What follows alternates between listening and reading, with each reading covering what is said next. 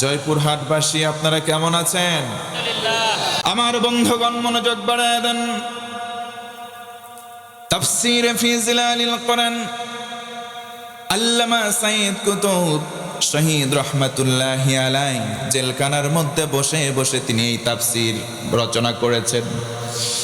ভূমিকা অধ্যায়ের মধ্যে তিনি উল্লেখ করেন ফি জিলালিল কোরআন, কোরআনের ছায়া রয়েছে, কোরআনের শ্যাডো রয়েছে, কোরআনের একটা তল রয়েছে। কেউ যদি সেখানে আশ্রয় গ্রহণ করে আর কথা বলে আমি কোরআন পড়ব, কোরআন বুঝবো, কোরআন দিয়ে আমার জীবনটা গড়ব, এই কমিটমেন্ট দেওয়ার সঙ্গে সঙ্গে আল্লাহ রাব্বুল আলামিন ওই বান্দার তিনটা পুরস্কার জীবনের ভেতরে এক এক করে সঙ্গে সঙ্গে সিরিয়াল ওয়াইজ দিয়ে থাকেন। জোরে বলুন সুবহানাল্লাহ। নাম্বার 1, এক নম্বর হলো তারফাউল উমার, ওই বান্দার সম্মান দুনিয়াতে বেড়ে যায়, কারণ কোরআনের সঙ্গে থাকলে সম্মান যিনি বাড়ায় তিনি কে? আল্লাহ রাব্বুল আলামিন বলেন তাহা মা আনজালনা আলাইকাল কুরআনা লিতাশকা। নবীজিকে বলা হলো নবীজি শুনুন, এই কোরআন এই জন্য আমি দেই নাই যাতে করে আপনার সম্মান মানুষের মাঝে কমে যাবে না, বরং আপনার সম্মানকে গগনচুম্বী করবার জন্য কোরআন নাজিল করলাম। কোরআনের ছায়ার নিচে তিনটা পুরস্কার। 1 নম্বরের সম্মান বেড়ে যায়। ও মুসলমান ভাইরা বলেন তো সম্মান দেওয়ার মালিক কে? আল্লাহ। আর একটু জোরে বলেন কে? ওয়া তুইজ্জু মান তাশাউ ওয়া তুযিল্লু মান তাশাউ বিয়াদিকাল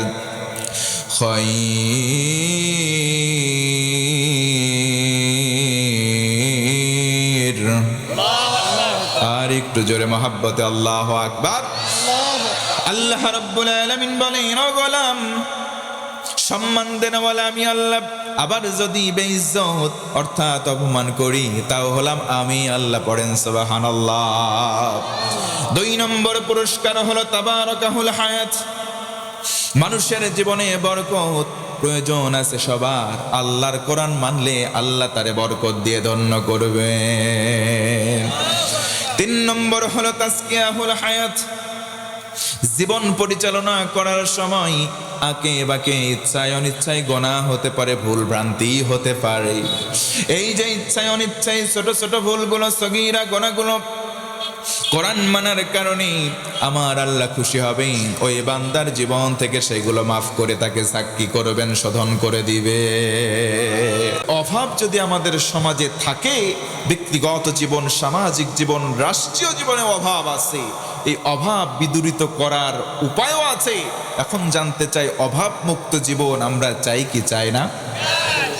যদি আমরা অভাব মুক্ত জীবন গঠন করতে চাই, আমার আল্লাহ নিজে এটার ফর্মুলা জানিয়ে দিয়েছেন প্রায় 1500 বছর আগে। বলা যাবে না সুবহানাল্লাহ?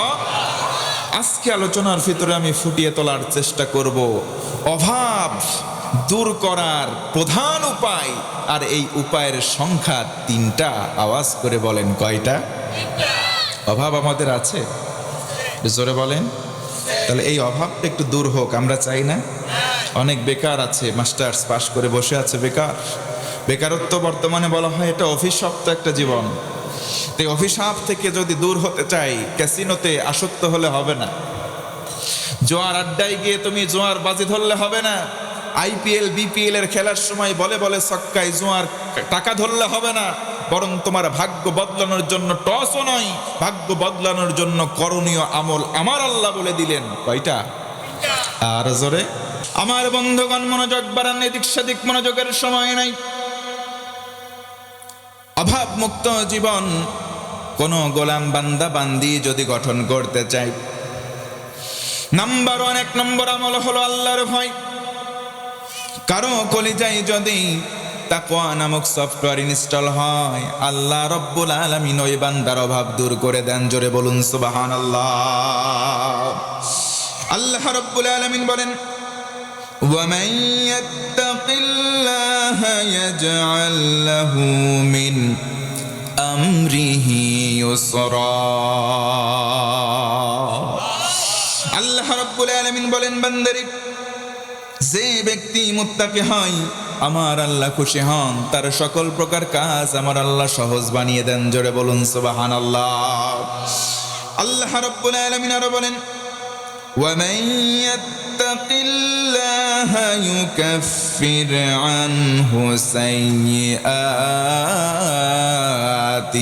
আল্লাহু আকবার। আল্লাহ রাব্বুল আলামিন বলেন, বান্দারে, যদি তুমি মুত্তাকি হও, যদি তুমি তাকওয়াবান হও, আমি আল্লাহ খুশি হয়ে তোমার গুনাহগুলো মাফ করে দেই, বদল করে দেই। জোরে বলুন সুবহানাল্লাহ। কেউ যদি মুত্তাকি হতে পারে, কেউ যদি তাকওয়াবান হতে পারে, আল্লাহ এমন জায়গা থেকে রিজিক দান করবেন মানুষগুলো কল্পনা করতে পারে নাই। জোরে বলুন সুবহানাল্লাহ। আল্লাহর ভয় কলিজার মধ্যে, ও মুসলমান, জানতে চাই, বলেন এই আল্লাহর ভয় কলিজার মধ্যে বাড়ানোর দরকার আমাদের আছে না নাই? 2 নম্বর আমল হলো ইস্তেগফার করা, তওবা করা। তওবা করার দরকার, জোরে বলেন তো আছে না নাই?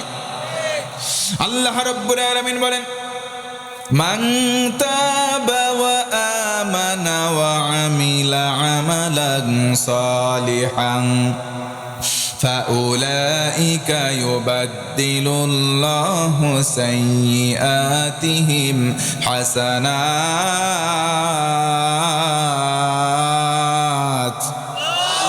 আমার আল্লাহ বলেন, ও গোলাম, যদি তুমি তওবার মতো তওবা করো।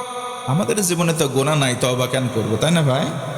গুনাহ আছে, গুনাহ আছে আমাদের, সর্বনাশ। একজন তো বলেন তো ভাই, হাত উঁচু করে, যে ভাই আমার জীবনে গুনাহ নাই। আছেন কেউ? আছেন? আছেন?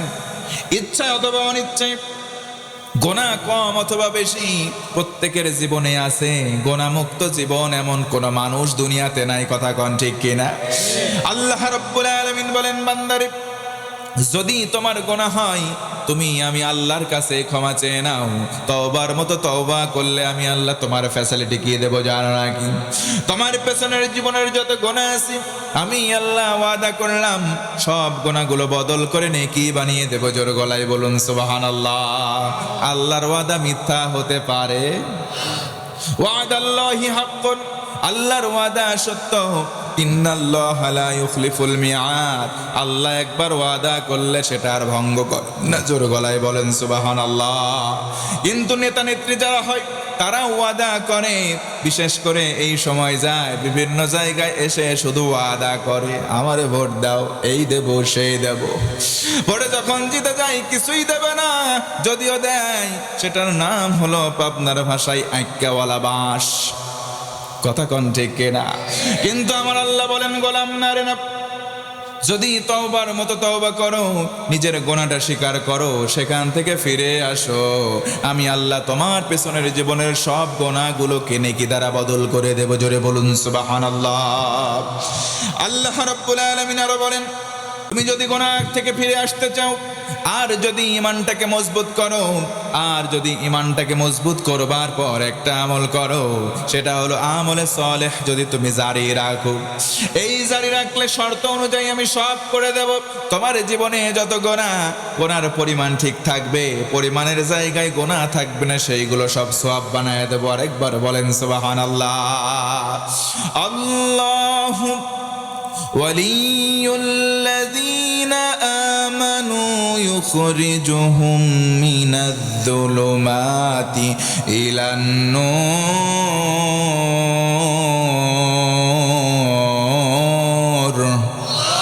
আমার আল্লাহ বলেন, ও গোলাম, আমি আল্লাহ, তুমি যদি মুমিন হও, তুমি যদি ইমানদার হও, তোমার বন্ধু হব, তোমার ওলি হব, তোমার অভিভাবক হব, তোমার হাত চেপে ধরবো আমার কুদরতি হাত দিয়ে। তুমি জাহান্নামের পথে চলে যাও, অন্ধকারের দিকে ধাবিত হও, সেখান থেকে টেনে আনবো আলোর পথ তথা জান্নাতের পথ দেখিয়ে দেব। সুবহানাল্লাহ। যদি আমরা অভাব মুক্ত জীবন গঠন করতে চাই, 3 নম্বর আমল দান সদকা করতে হবে। ও মুসলমান, বলেন তো দান সদকা করার দরকার আছে না নাই? একটু জোর গলায় বলেন তো আছে না নাই? আল্লাহ রাব্বুল আলামিন বলেন, মাসালুল লাযীনা ينفقون أموالهم في سبيل الله ঘুমাই গেলেন নাকি? জোরে কোন আল্লাহু আকবার। যারা আল্লাহর পথে দান করে, ওই 1 টাকার দান, 1 দিরহামের দান আল্লাহ পাক বাড়াতে বাড়াতে 700 গুণ পর্যন্ত বাড়ায় দেন। জোরে বলুন সুবহানাল্লাহ। তাফসীরে মুফাসসির উল্লেখ করেন, তুমি বেকার হয়েছো, তোমার পকেটে আছে 10 টাকা, সেখান থেকে তুমি কিছু অংশ দান করে দাও। 1 টাকা দান করলে 700 গুণ কমপক্ষে দুনিয়া অথবা আখিরাতে আল্লাহ ফেরত দেবেনই দেবেন। জোরে গলায় সুবহানাল্লাহ। কেউ কেউ দুনিয়াতে ফেরত পেয়ে যায়, আর যারা পায় না একটু সবর ধরার দরকার। এই যে সবর আর নামাজের মাধ্যমে আল্লাহর কাছ থেকে চাইতে হবে। আস্তাঈনু বিস-সাবরি ওয়াস-সালাহ। নামাজের মাধ্যমে আর ধৈর্যের মাধ্যমে চাইবা তোমরা। ও মুসলমান বলেন, ধৈর্য ধরে নামাজের মাধ্যমে আমরা চাইবো কার কাছে? নাকি খাজা বাবার কাছে? কেউ ফেরে না খালি হাতে, ল্যাংটারে তোর দরবারেতে আসে না না। আপনার পাশের জেলা কুষ্টিয়া সেউরিয়া একটা জায়গার নাম, লালনের একটা মাজার আছে। যারা ভক্ত আছে মন খারাপ করবেন না, ওই জায়গায় কোনো গন্ধ নাই, শুধু গাঁজার গন্ধ ছাড়া। আবার যাবেন সিলেটের দিকে, এমন ভণ্ড কিছু মাজার আছে। ব্রাহ্মণবাড়িয়া চট্টগ্রামে যাবেন, 2 দিন আগেই ফিরে আসলাম ওখান থেকে। ভণ্ডদের বড় বড় মাজার বিরুদ্ধে কিছু বললে চোখ রাঙানি আছে। যেই জায়গার মধ্যে কোরআন নাই, যেই জায়গায় সুন্নাহ নাই, সেই জায়গার মধ্যে যাবেন না। তারাও গোমরা, যে যাবে তারাও গোমরা হয়ে যাবে। কথা বলেন ঠিক কিনা? এই জন্য আল্লাহ রাব্বুল আলামিন বান্দা বান্দিকে বললেন চাইবা ধৈর্যের মাধ্যমে, আর 2 নম্বর হলো নামাজের মাধ্যমে। আমি জানতে চাই জয়পুরহাট এবং নওগাঁর মুসলমান বলেন তো, নামাজ পড়ার দরকার আছে না নাই? দৈনন্দিন জীবনে নামাজ যেন কয় ওয়াক্ত? আমার মা বোনেরা যারা আমার কণ্ঠের আওয়াজ শোনেন, আমার দিকে গভীর মনোযোগ বাড়ান। ও মুসলমান সমাজে নামাজ পড়তাম না, যারা নামাজ কায়েমের আন্দোলন করতে দিতাম না, এই কারণে সাকার নামক জাহান্নামে আসলাম। এই পাপের পাপী 2-1টা বাংলায় আছে না নাই? তাদের ঠিকানা সাকার নামক জাহান্নাম। আল্লাহ রাব্বুল আলামিন আমাদের সবাইকে সঠিক বুঝ দাও, পড়ে না আমিন। তাহলে বলেন, অভাব দূর করার জন্য আমল যেন কয়টা? 1 নম্বর আল্লাহর ভয়। জোরে বলেন, কার ভয়? 2 নম্বর তওবা। তওবা করব কার কাছে? আর একটু আওয়াজ করে বলেন, কার কাছে? 3 নম্বর বেশি বেশি দান করবেন। দান সদকা করলে আল্লাহ রাব্বুল আলামিন কমস কম 700 গুণ পর্যন্ত বাড়ায় দেন। জোর গলায় বলেন আল্লাহু আকবার। কোন কোন বর্ণনায় আছে 10 গুণ কমপক্ষে, আবার 70 গুণ, 700 গুণ, যাই বাড়াক না কেন 1 টাকা দান করলে আমার আল্লাহ সেখানে বরকত বাড়ায় দেবেন দেবেন দেবেন। কথা কোন ঠিক কিনা? এই জন্য বেশি বেশি দানের হাত উন্মুক্ত করুন। আল্লাহ এবং রাসূল তার পদাঙ্ক অনুসরণ করুন। আমার ভাইয়েরা গভীর মনোযোগ বাড়ান, শেষ কথা শোনেন। বলেন তো যে আল্লাহর রাসূলের পদাঙ্ক অনুসরণ করার দরকার আমরা মুসলমান আমাদের আছে না নাই? একটু জোরে বলতে হবে, আছে না নাই? একদিন নবীজি সাহাবীদেরকে নিয়ে বসে আছেন, দার্স দিচ্ছেন। পেছন দিক থেকে একজন সাহাবী নবীর কাছে আদবের সঙ্গে আসলেন, একদম কাছাকাছি বসলেন, নবীজিকে আরজ করলেন, মাতা সাআতু ইয়া রাসূলুল্লাহ, নবীজি আমি জানতে চাই কিয়ামত কবে হবে? আল্লাহর নবীজি বললেন, মা ইস্তাদাত লাহা, কিয়ামতের জন্য কেমন প্রস্তুতি নিয়েছো সাহাবী আগে আমাকে বলো। কিয়ামত তো সহজ নয়, কথা বলেন ঠিক কিনা? কিয়ামত কঠিন দিন। আল ইয়াউমা নাখতিমু আলা আফওয়াহিহিম ওয়া তুকাল্লিমুনা আইদিহিম وتشهد أرجلهم بما كانوا يكسبون।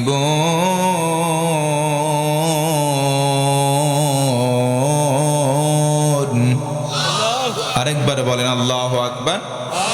আল্লাহ রাব্বুল আলামিন বলেন, কিয়ামতের দিন মানুষের মুখ বন্ধ করা হবে, মানুষের মুখে সেলাই করে দেওয়া হবে, 2টা হাতের জবান খুলে দেওয়া হবে, পায়ের জবান খুলে যাবে, সবাই সাক্ষী দেবে। আল্লাহু আকবার। আপনি কি করেছেন? মুখ দিয়ে বন্ধ করে দেওয়া হবে। হাত আল্লাহকে বলে দেবে, আল্লাহ এই ব্যক্তিটা কি কি গুনাহ করেছে নাকি কি কি ভালো কাজ করেছে সব হাত বলে দেবে। পা দিয়ে আপনি কোথায় গিয়েছেন, যাত্রার মঞ্চে গিয়েছেন নাকি কোরআনের মাহফিলে গিয়েছেন, পা দয় আল্লাহর কাছে সাক্ষীর মাধ্যমে সব বলে দেবে। চিৎকার করে বলেন আল্লাহু আকবার। আল্লাহ রাব্বুল আলামিন আরো বলেন, ইয়াউমা ইয়াফিরুল মারউ মিন আখিহি ওয়া উম্মিহি ওয়া আবি ওয়া সাহিবাতিহি ওয়া বানিহি। কিয়ামতের দিন ভাই তার ভাইকে দেখে পালাবে, মা তার সন্তানকে দেখে পালাবে, সন্তানগুলো বাপ মাকে দেখে, বাপ মাও সন্তানদেরকে দেখে পালাবে, স্বামী তার স্ত্রীকে দেখে পালাবে, স্ত্রী তার স্বামীকে দেখে পালাবে। সেই দিনটা বড্ড কঠিন, বরং সবাই সবাইকে নিয়ে ব্যস্ত থাকবে। ও মুসলমান বলেন তো দিনটা সহজ না কঠিন? সেদিন মুফাসসির উল্লেখ করেন, মা তার সন্তানকে দেখবে জাহান্নামে, মা জান্নাতি হবে।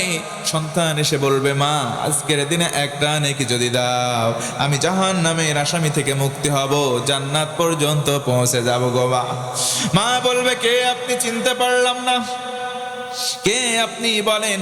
ছেলে ডেকে বলবে, মা আমি না তোমার সেই নারী সেরা ধন, তোমার সন্তান। মা বলবে, দুনিয়াতে কিসের সন্তান? আপনি মিথ্যা বলছেন, দুনিয়াতে সন্তান দূরের কথা, দুনিয়ার জমিনে তো আমার কোনোদিন বিয়েই হয় নাই, আমি ছিলাম কুমারী, আমার বিয়ে হয় নাই। সন্তানকে সেদিন দূর দূর করে তাড়িয়ে দেবে জোর গলায় আল্লাহু আকবার। অথচ এই মা 10 মাস 10 দিন গর্ভে ধারণ করলেন, নিজের জীবনটা বাজি ধরলেন একটা সন্তানকে ভূমিষ্ঠ করবার জন্য। কথা বলেন ঠিক কিনা? ও সাহাবী, সেই দিনের জন্য তোমার আমল কেমন, পুঁজি কেমন, আগে বলো। কিয়ামত কবে কেন জিজ্ঞাসা করলা?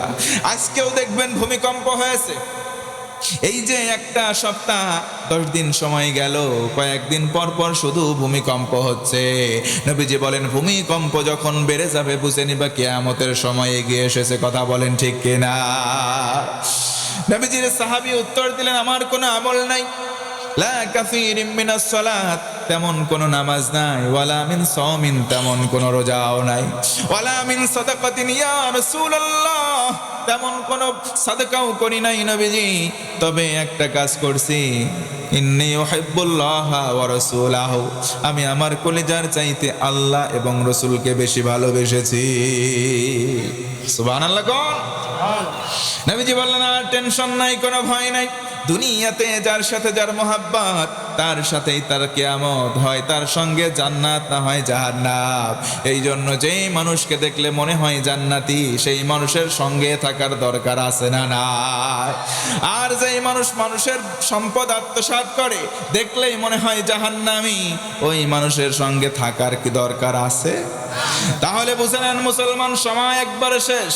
যাকে দেখলে মনে হবে লোকটা জান্নাতি, তার সঙ্গে সঙ্গ দেবেন, তার দলে থাকবেন। কথা কন ঠিক কিনা? কারণ ইনশাআল্লাহ কষ্ট হয় ভাই, কষ্ট পেলেন? তাহলে বুঝে থাকলে শেষ কথা বলেন তো ভাই, যে আল্লাহর কাছ থেকে যদি অভাব মুক্ত জীবন চাই, আমল যেন কয়টা? আর জোরে 1 নম্বর আল্লাহকে ভয় করব, কারে? 2 নম্বর ইস্তেগফার, তওবা করব, কার কাছে? 3 নম্বর দান করব, কার রাস্তায়? জোরে কর না, কার রাস্তায়? নাকি ওই যে কোন রশি, 10 রশি 20 রশি 8 9 10 রশি, ওই জায়গায় যে অনেকে গরু দেয়, মান্নত করে, এই করে, ওই জায়গায় দিলে আমও শেষ, সালাও এর কথা কয় না, আমও শেষ, সালাও শেষ। আমার মা বোনেরা কি আছে? ও মা, ও বোন, তোমাদেরকে বলি, জান্নাতে যাওয়া তোমাদের জন্য একদম সহজ গো মা। ও বোন, তোমাকে বলি, জান্নাতে যাওয়া তোমাদের জন্য একদম সহজ। অথচ নবীজি বলেন, জাহান্নামে অধিকাংশ থাকবে নারীরা। নাউজুবিল্লাহ কবেন না? অধিকাংশ নারী থাকবে পুরুষের তুলনায়। তবে আবার বলেন, জান্নাতে যাওয়া নারীদের জন্য একদম সহজ।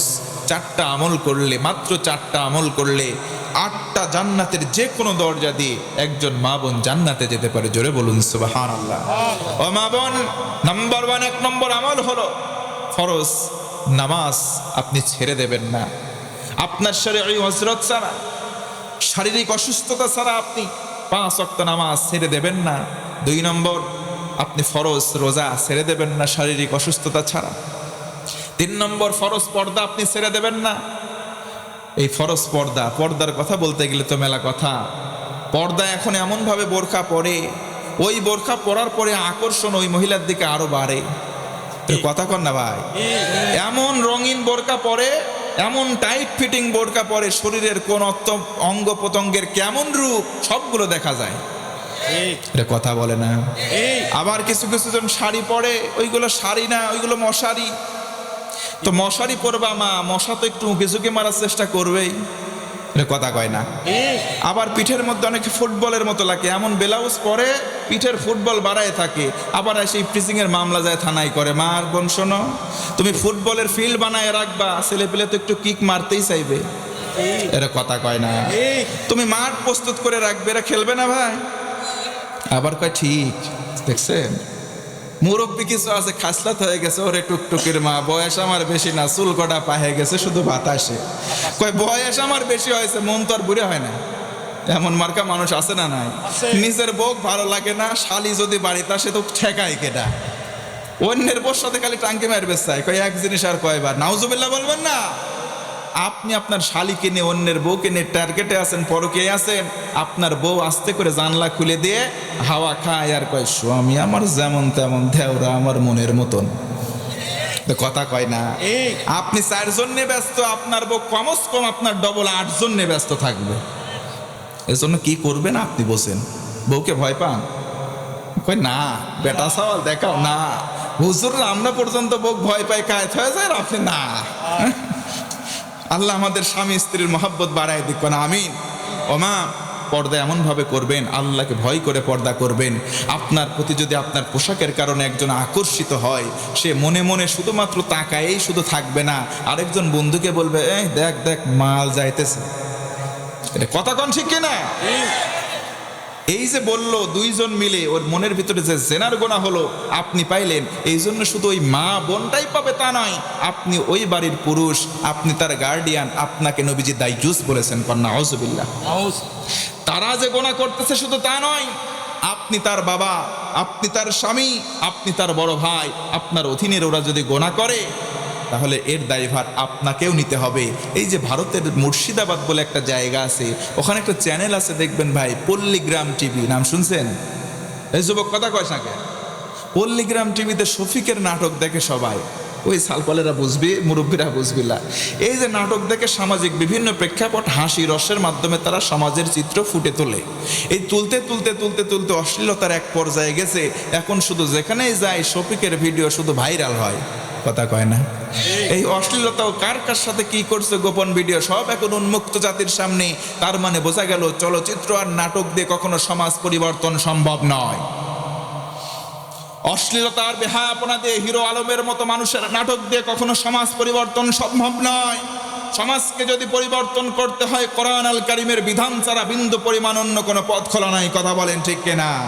ও মা বোন, আপনাদেরকে বলি শেষ কথা, 1 নম্বর নামাজ, 2 নম্বর রোজা, 3 নম্বর পর্দা, 4 নম্বর স্বামীর খেদমত অবশ্যই আপনি করবেন। অথচ স্বামীর খেদমত অনেক মা বোন করে না। যদি গিয়ে বলেবেন ওগো 1 গ্লাস পানি দাও, ছাটকা মারে বলবে ওই দেখো পানির জগ আর গ্লাস, নিজে ঢেলে খাও আর আমাকে 1 গ্লাস ঢেলে দাও। আছে না নাই? চুপ করে বসে আছেন যে এখান থেকে যদি ঠিক কই, উপাস থেকে শুনলে বাড়িতে যায় আবার মায়ের। হ্যাঁ, আপনাকে বলি, নবীজি বলেছেন আল্লাহ বাদে কাউকে সেজদা দেওয়া জায়েজ, আল্লাহ বাদে কাউকে সেজদা দেওয়া জায়েজ নাই। নবীজি বলেছেন যদি সেজদা দেওয়া জায়েজ থাকতো, প্রতিটা স্ত্রীকে বলতাম স্বামীরে সেজদা দে। আল্লাহু আকবার বলবেন না?